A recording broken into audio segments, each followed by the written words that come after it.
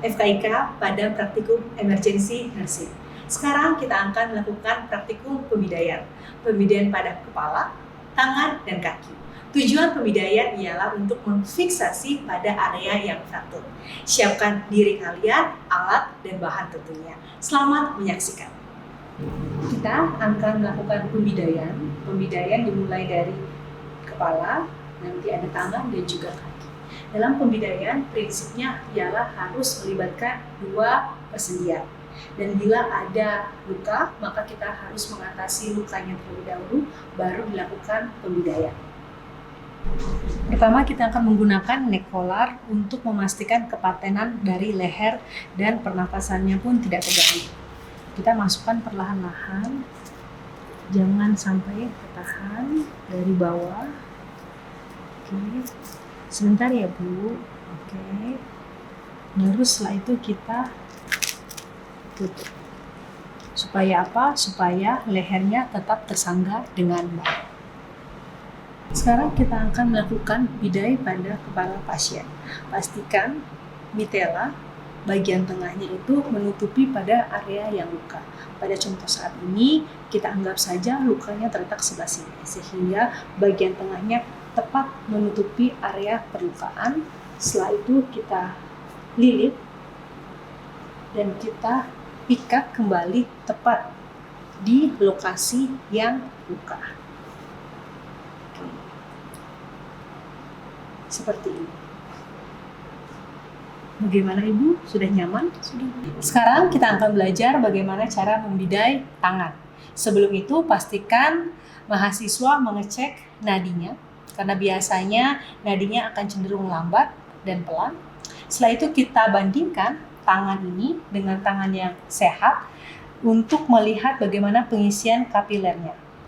Kita tekan pada ujungnya dan kita lihat. Biasanya kalau mengalami pendarahan atau luka, warna kuku cenderung pucat, bahkan bisa sampai dengan kebiruan. Nah, kita lihat apakah ada pendarahan. Apabila ada, maka langsung lakukan 3T tadi dan langsung diatasi. Namun pada contoh kali ini hanya terdapat fraktur dan tidak ada luka, sehingga kita akan melakukan pembidaian.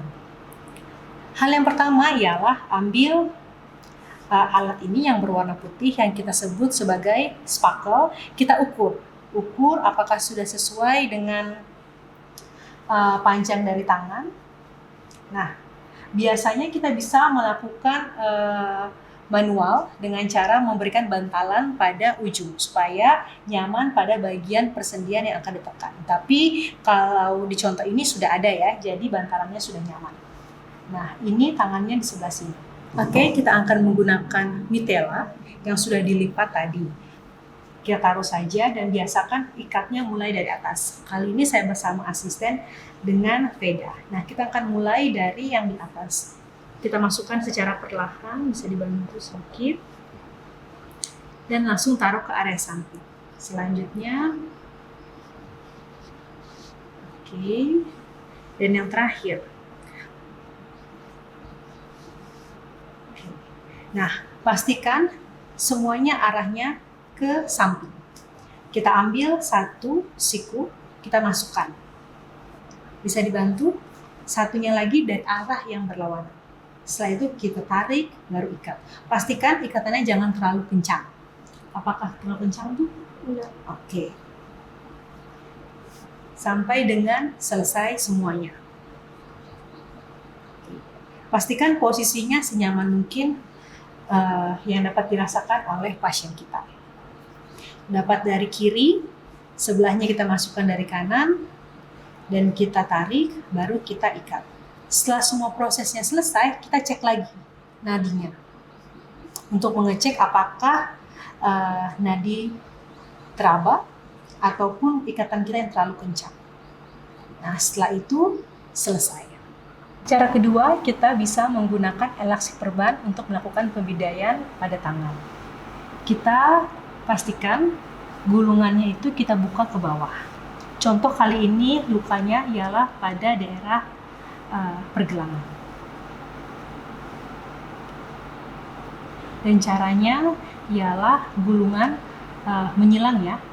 kita ke bawahkan seperti ini, lalu diangkat ke atas dan diulangi hingga menutupi pada persendian yang kedua. Sendi pertama, sendi kedua.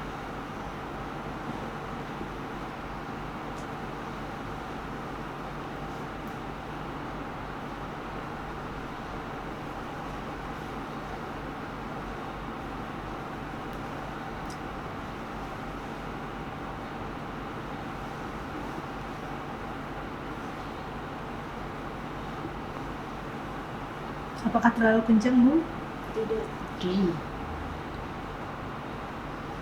Sedikit lagi hingga persendian kedua dapat ikut tertutupi. Setelah selesai, kita dapat ikat atau dikancing dengan perekat elastik perban. Seperti pada gambar ini.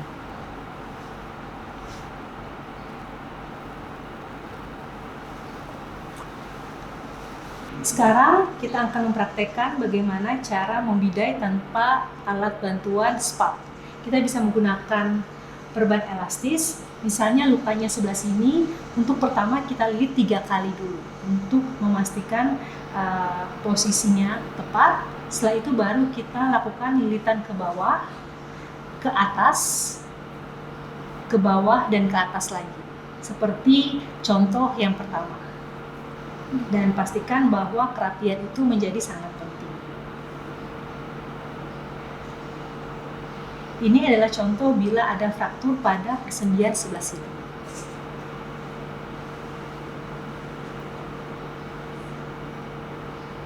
Apabila sudah selesai, nanti kita tinggal menggunakan alat bantu yang bisa untuk mengikat elastik perban ini.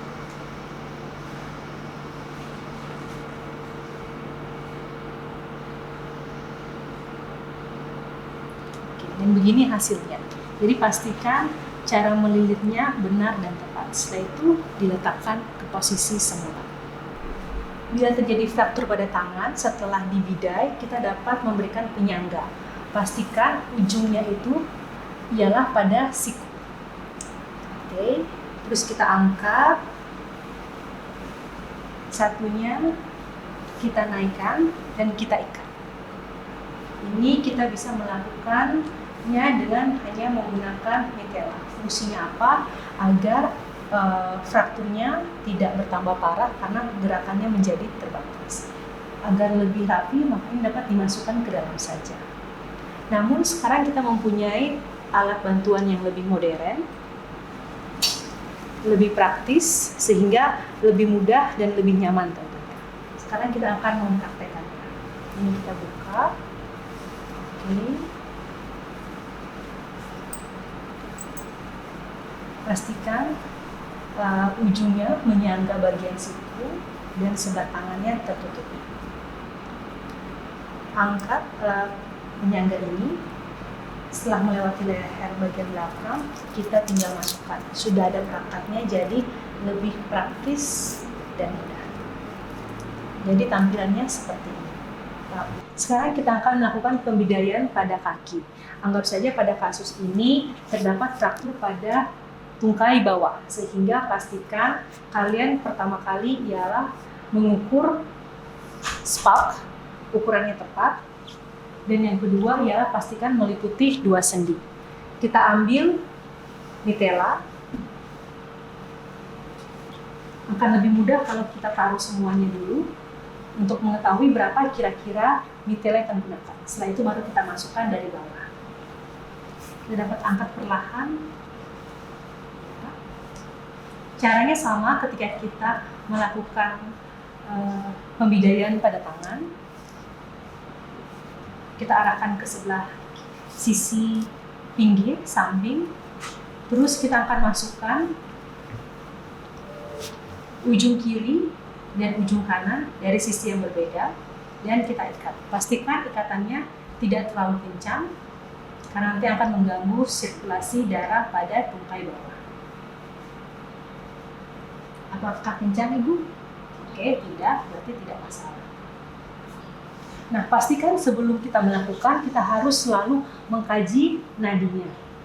Dan setelah selesai, kita pun melihat nadinya, sehingga nanti akan diketahui apakah ada permasalahan pada sirkulasi atau tidak. Nah, seperti ini. Jangan lupa melibatkan dua persendian dan diikat dengan rapi sebelah kiri. Selain menggunakan mitela, kita juga dapat menggunakan kasa elastik. Pastikan kita melakukan lilitan dari daerah distal ke proksimal atau dari daerah terjauh dari tubuh bawah ke atas. Nah, di contoh ini kita beranggapan bahwa terjadi fraktur pada tungkai kaki bawah, sehingga kita pastikan dia dapat mengutuh. Pastikan dalam melilit itu dilakukan secara rapi dan lilitannya dari silang ya, dari atas ke bawah seperti ini. Ini agak ke bawah, terus kita naikkan ke agak atas. Setelah itu kita balas lagi untuk lilit dari atas ke bawah dan selanjutnya. Dan pastikan saat pembidaian itu meliputi dua sendi, karena frakturnya sebelah sini di tungkai bawah, maka sendi pertama dan sendi kedua. Jadi balutan akan selesai setelah menutupi pada sendi kedua. Apabila kurang dapat ditambah, dan pastikan cara menggulungnya, gulungan itu dari atas ke bawah ya. Kita tutupi persendian kedua. Pastikan saat melakukan pembidaian, posisi kaki diangkat dan dipastikan tidak memberi rasa sakit pada pasien. Apakah sakit, Bu? Oke, tidak. Setelah selesai, baru kita kaitkan. Dan dapat dilihat ya kerapiannya. Ini adalah hasil pembidaian pada tungkai bawah.